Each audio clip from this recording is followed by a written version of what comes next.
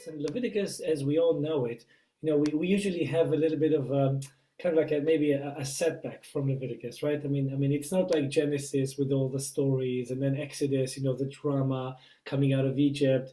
Numbers. There we see the journeys on the wilderness, how the relationship with the Lord is built up. Deuteronomy is a review of everything. Leviticus is something else. Leviticus is more technical, but not just technical because of all the sacrificial work. Not just that it's technical, but it's also far away from us, right? Because we don't have an altar today. We don't have a priest in Jerusalem. We can't really go. I can't really take. In 3 days from now, I won't be able to take. Or maybe I will be able. Okay, taking that back because we might be able. But let's say last year I wasn't able to take a goat or a lamb and go and present it in Jerusalem and celebrate Passover as we should celebrate Passover. It's something that we haven't had for nearly 2,000 years, and it's quite hard to keep it close to our hearts when it's so removed in a way. But yet we still have the responsibility to make an effort, even a bigger effort, to connect with Leviticus more than with the other books, because with the other books we can find the relevance, we can really see how it's connected to current events and all of that. With Leviticus it's more difficult, so that means that we have to put more effort into it so that we don't lose that chunk from the Word of God. We don't lose it, and we basically lose 20% of it. We can't. We have to preserve it, to maintain it, to fight for it. So I was thinking tonight, as it's the beginning of Leviticus, and it is also just 3 days before Passover, maybe to try and talk about an element which is related to the sacrificial work in the context of the sacrifice of Passover. Okay, to try and combine the two.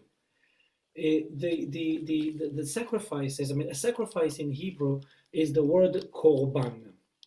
Korban has the same root letters in Hebrew as the word karov. Karov means close. Close. The sacrifice brings us closer to God. It brings us closer to Him. Now, which is quite of an interesting thing, because the sacrifice has the element of making, has the ability to make peace between us and God. Yet the action that we're actually doing is not really a peaceful one. I mean, think about taking a living sacrifice. Either it's a cow or a heifer or a lamb or a goat or a sheep or whatever it is. And we basically shed its blood, we slaughter it, okay? And we shed its blood, and we put the sacrifice on the altar, and we burn it. Either it's a burnt offering, or it's a peace offering, or if it's one of the sacrifices of the appointed feasts. But in any case, the act is not quite a peaceful one. Yet that is the one thing that brings peace between man and God. Okay, it's the one thing that brings us closest to Him. Now, it's not, we all must remember that when we read Leviticus and we read about the different sacrifices, we read about a sweet aroma to the Lord. But what does it mean, a sweet aroma to the Lord? What, the Lord really needs the smell of a barbecue? I mean, even though it might smell nice, but does the Lord really need it? Or let's go back even further and ask the question, does the Lord actually need something from us? If we say that the Lord needs something when He is asking of us to do all those, to bring all those sacrifices, if we say that He needs it, that means that if I choose not to do it, then He is not perfect, because He's not getting what He wanted to get. The Lord, and we can't speak about the Lord using these terms. The Lord is perfect regardless. Regardless, we choose to worship Him or we choose not to, and whatever happens, it doesn't damage His perfection. Okay, He's not in a position of needing something. He's not, okay, He doesn't need anything. He already has everything. He owns everything. He is everything. He is everything. I mean, we can't even possibly talk about Him in using this kind of terminology. So how come he's asking this from us? And the way when we read it carefully, we come to the conclusion that it is not the Lord who needs it. It is us who need it. Right. We need the ability to come with a sacrifice. We need to surrender something. We need to give something away, to give something up, to surrender something and give it to Him, so that we can come closer to Him. Because this is how it works with love. The more you give, the bigger the love is, the closer you feel. Mm-hmm. Okay, I mean, in any like, very, very basic, counseling that a couple may get is okay. If they feel distant from one another, then try to do things for each other. Okay, try to do things. I mean, when you come back, when you come back home, driving from somewhere, and your wife likes a certain thing, then stop and get her that certain thing that that she likes. And the same thing with her. If you give something to one another, it creates closeness. That's the reason why on Purim, the holiday which we've had a month ago, in the Book of Esther, it says in chapter 9 of the Book of Esther, it says that people gave dishes of food to one another on Purim, and we still do that on Purim. Why? Because Haman said, when Haman spoke to Xerxes earlier on in chapter 3, when he spoke to him about the Jewish people, he said there is this dispersed and conflicted people amongst the nations, amongst the nations in the empire. Okay, dispersed and not united. And Haman and Mordechai and Esther at the end, they said, okay, he said that's something we have to fix. So we're going to dedicate this time to give things to one another, to create unity. When we give something to one another, we create unity. We increase the love. We need it. We need to take a sacrifice, which back in the day, taking a lamb, for example, and dedicating it to the altar, it was like taking a suitcase with cash and burn it. And because that was the property, okay, that was the finances on those days. Right. Okay, people lived. The people. I mean, people's statuses were determined by the number of flock, but not the number. I mean, the number of livestock they've had. When we see how wealthy Abraham was, we see a description about him having this and that, and camels and donkeys and horses and when we give something up, we come before Him. We create closeness, which we need. He's giving us a way to come before Him more easily, let's say, or He's making Himself accessible to us. Now, the sacrifices, in every sacrifice is a metaphor to the reason why a person had to bring that sacrifice. And everything around that sacrifice was done in relation to the reason why that sacrifice was given to the altar. For example, the Levites used to stand on three, like a little amphitheater, like three stairs, and they used to sing and play. They used to sing words from the Psalms and play music which corresponded with the reason why the person brought the sacrifice. For example, if somebody brought a sin offering, they used to sing melodies that penetrated the person's heart, so that when he comes before the altar, he will be full of regret for doing what he had done that made him bring that sacrifice at that moment. Same thing with any other kind of sacrifice. Now, the sacrifice that we have very much central to us now, tonight most of all, is the sacrifice of Passover. Why? Because it says in Exodus 12, it says that on the 10th day, you should take the lamb or the goat and keep it, protect it, keep it, see that it's without blemish. Make sure that it's protected, and you have, so that you will be able to sacrifice it on the night of the firstborn plague for the firstborn children. Right. Okay, so and yesterday was the 10th day of the first month. So we are now in the days, we call them the days of watching over, Yemei HaShmirah, when they used to watch over the lamb to make sure that it'll be worthy for as a sacrifice on the 14th day. Okay, so that's very relevant now. Now I'd like us to read. I know that we're dealing with Leviticus, but we'll take the first sacrifice that we were instructed to give as a nation, and as individuals. We're going to read it, and we're going to see symbols, or let's say metaphors or allegories between the sacrifice and the instructions that we have about that sacrifice, and about the meaning of Passover being the day of salvation. Okay, so redemption and sacrifices, that's what we're looking at. Right. So, Exodus 12, please. Right. Okay, let's read from the beginning, and I'll stop you every here and there. So, now the Lord spoke to Moses and Aaron in the land of Egypt, saying, "This month shall be your beginning of months. It shall be the first month of the year to you. Speak to all the congregation of Israel, saying, on the 10th of this month every man shall take for himself a lamb, according to the house of his father, a lamb for a household. And if the household is too small for the lamb, let him and his neighbor next to his house take it according to the number of the persons.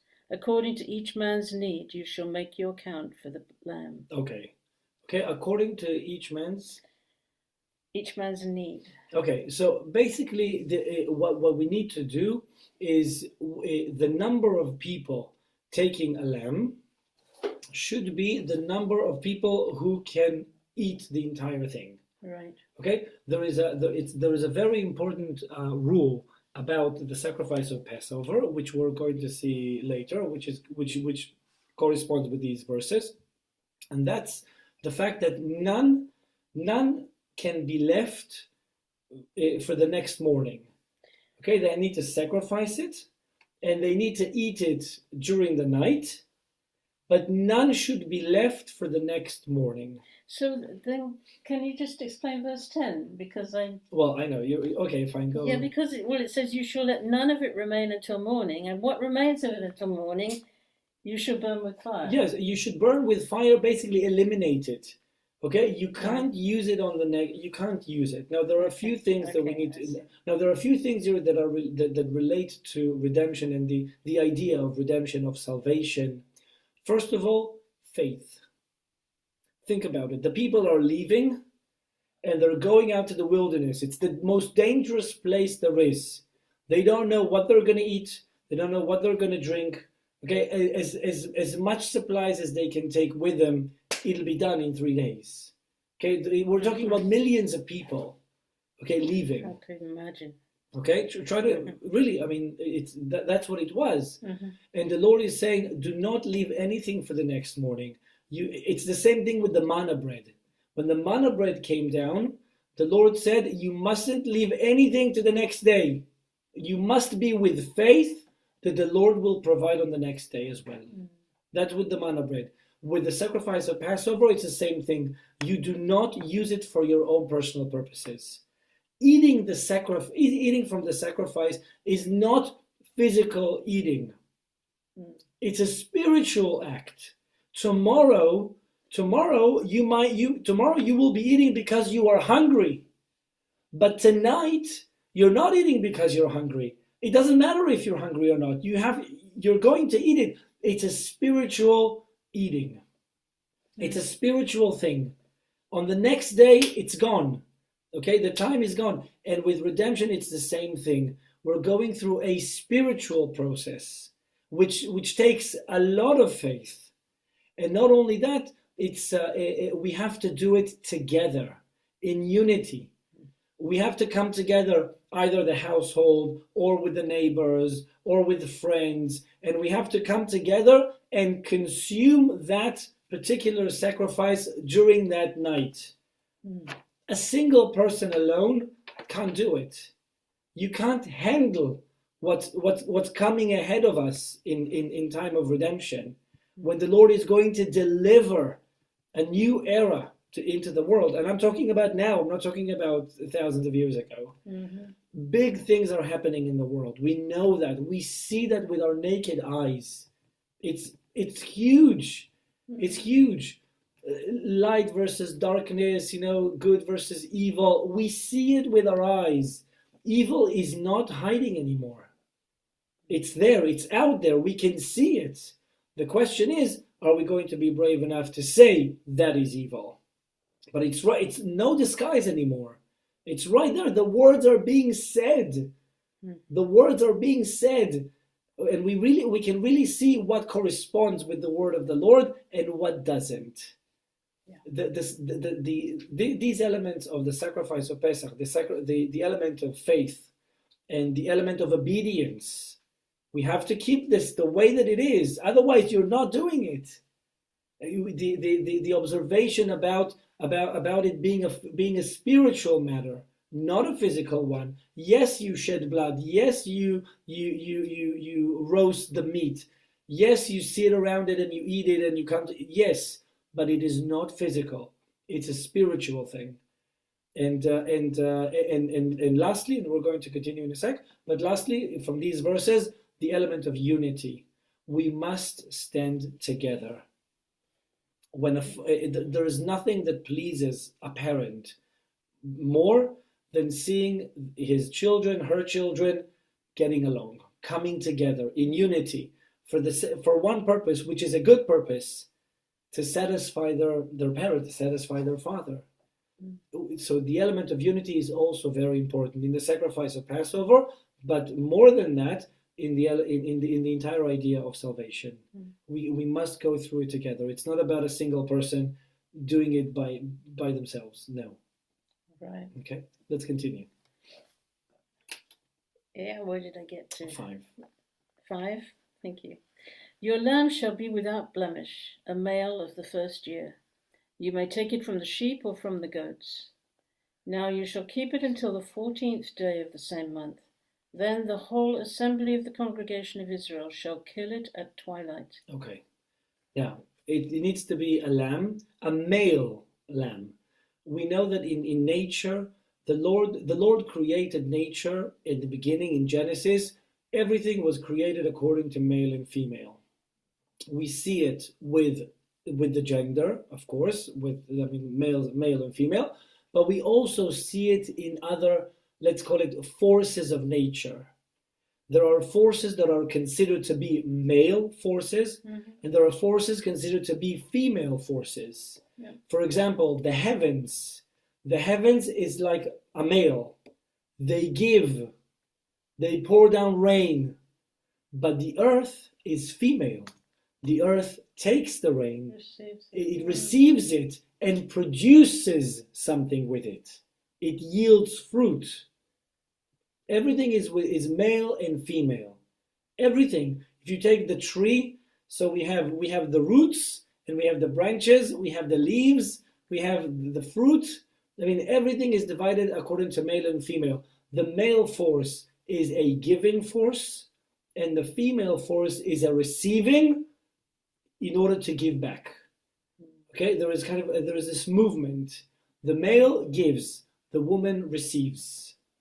Okay, and we see it in nature as well. We see it in anatomy as well. Now, it needs to be a male sacrifice. In redemption, redemption is about. When we see the conditions for the lamb, for the sacrifice, there is a teaching that says that it's about us.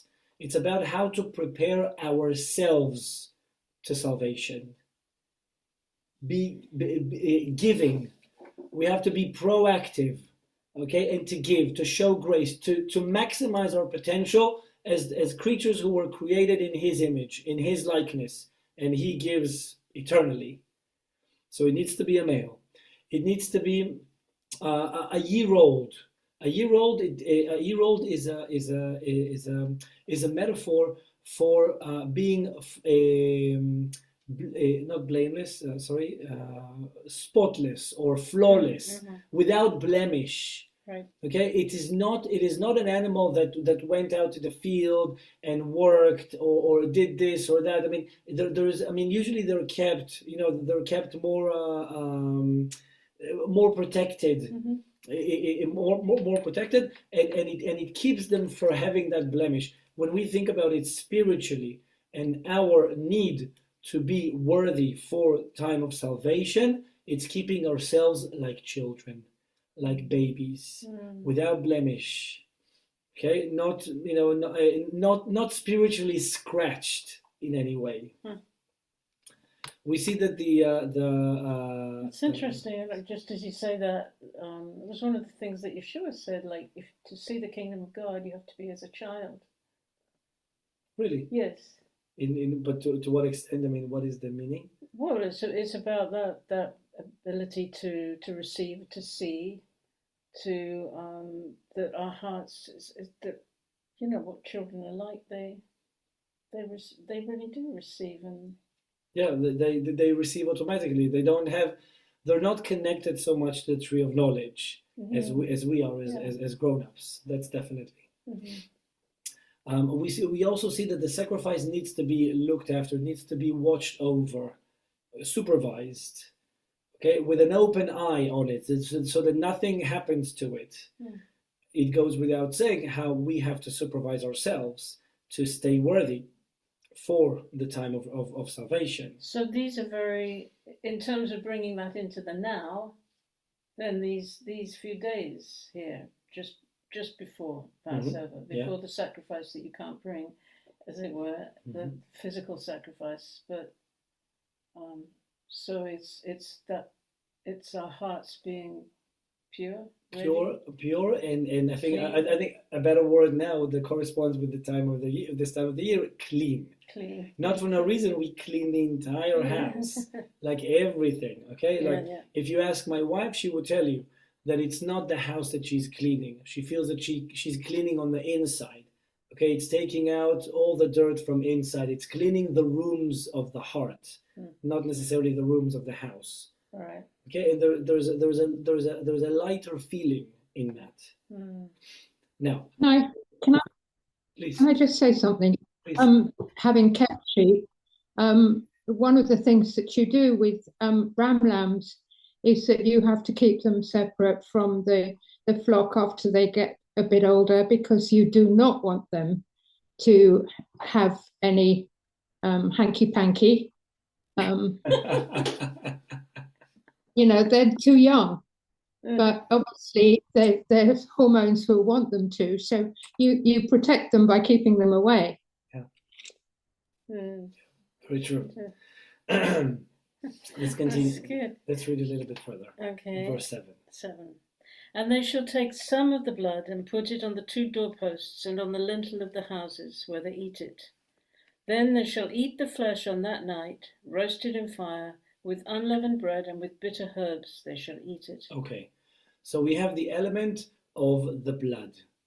The element of the blood, if we go back to Ezekiel, for example, and I passed by you, and I saw you lying in your blood, and I told you, in your blood you shall live. By the way, those verses are part of the arrangement of the Seder that we read. We have that text right there. The blood, us going into the homes and putting the blood. I'm talking about all those thousands of years ago, and putting the blood on the doorposts and staying inside creates an image of a womb. A womb. Okay? So we go in, we wait, there is blood on the doorpost, there is the doorway, of course, okay? There is God visiting us, He's the midwife, it's being delivered. Okay, there is deliverance. Now, but we, and I think the last bit, they shall eat it. They shall eat the meat on that night, roasted with unleavened bread, and with bitter herbs they shall eat it. The unleavened bread, the matzah. The matzah has no oxygen in it. That's the difference between matzah and bread, right? There is no air. There is no pride. It's the bread of humility. When we are redeemed, there is no room for pride. There is no room, for example, if we go back to Genesis 19, there is no room for looking back at Sodom, wanting to stay there while she was redeemed. I'm talking about Lot's wife. Mm-hmm. There is no room for pride. When Lot went to speak to his sons-in-law, and he told them about what God is about to do, it says in Genesis 19 that they saw him as crazy. They saw him as crazy. They said, no, not going to happen. They were living in their own consciousness. They lived in their own desires, in their own pride. They didn't want to change it. When you are about to be redeemed, there is no room for pride. You have to be as humble as possible and surrender yourself because you're going to see and experience things that it will be very difficult to explain. So just surrender yourself. And another thing is the bitter herbs. It's not going to be without any pain. We have to remember that. When a woman goes to give birth, there is a lot of pain involved. But surprisingly enough, women do it again and again and again. It's not that the pain, they know that the pain is for that moment. But after that, new life will come to the world. Right. It'll be worth it. It'll be with bitter herbs. The sacrifice is being eaten with bitter herbs, and our redemption will be with bitter herbs. Or maybe the bitter herbs already passed. Maybe we've been there already and we still don't know, because we genuinely believe that redemption begins a minute after the destruction. Speaking the Jewish language that I speak, I'm talking about the destruction of Second Temple, which happened in year 68, and our redemption started back then. In Egypt, salvation was sudden. It was sudden, and it was against their will. Whether they wanted it, whether they agreed with it, whether they understood it, it didn't matter. The Lord took them out because they had to, the time had come. The baby had to be delivered. You cannot stop it. Mm-hmm. The Lord took them out. Against their will or with their will, doesn't matter. He didn't ask them. They have to go out. Our redemption is gradual.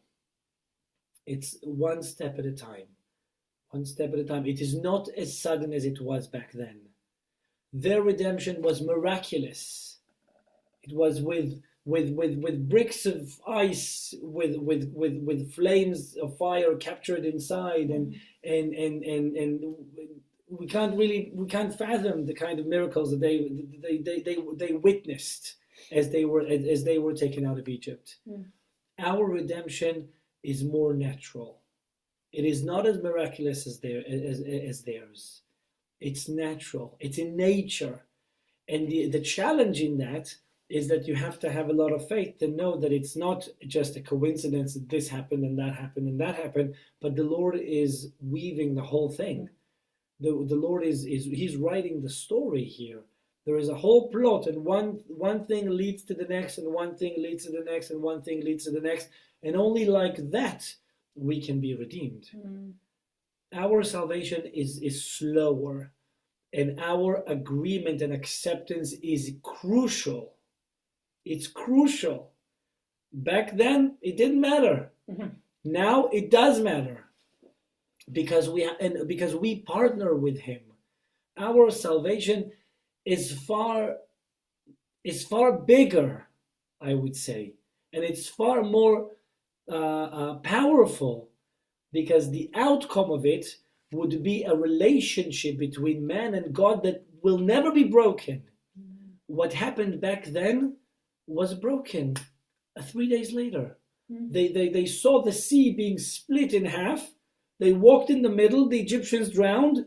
And 3 days later, they began to complain about not having water, not having this. This is difficult. Why did we go out? Why did you take us out? We remember, and we would like to go back. And sin of the golden calf, sin of the spies, complaining about not having bread. It's endless, but the kind of redemption that we are going through will yield a relationship that will never be broken between man and God. And that is why we have to agree with it. We have to partner with him in it, with everything included, studying about it, connecting to his word. That's a must. So there are a lot of differences. And it goes on and on. I mean, we can go the whole night in terms of like just finding allegories, symbolisms about the sacrifice and salvation.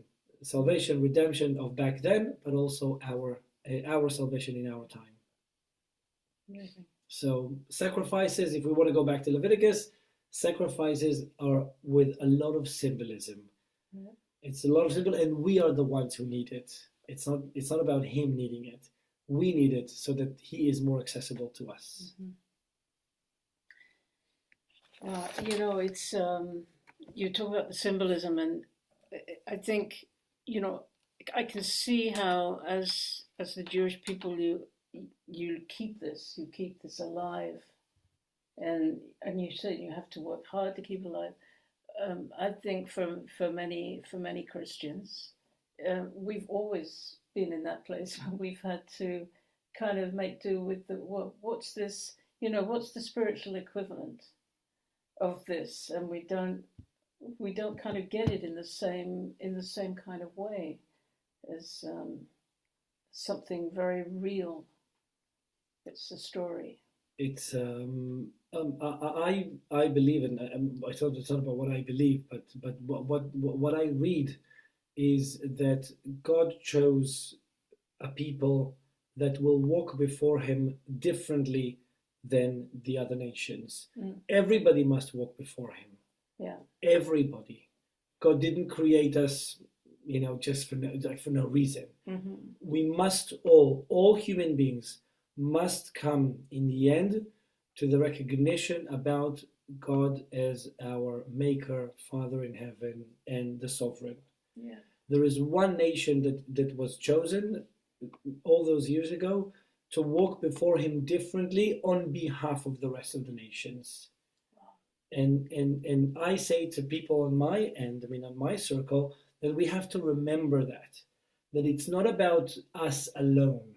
We do what we do, and we hold what we hold, not just for our personal, you know, knowledge or prestige or anything. It's for you. It's for the rest of the world. It's for the rest of the world. It's for the rest of mankind. And together, it's the full picture. Mm-hmm. We don't have the full picture. You don't have the full picture. Only together we have it. Amen. Wow, that's so true. And more we're seeing it. We're seeing it way more, but it's still not enough.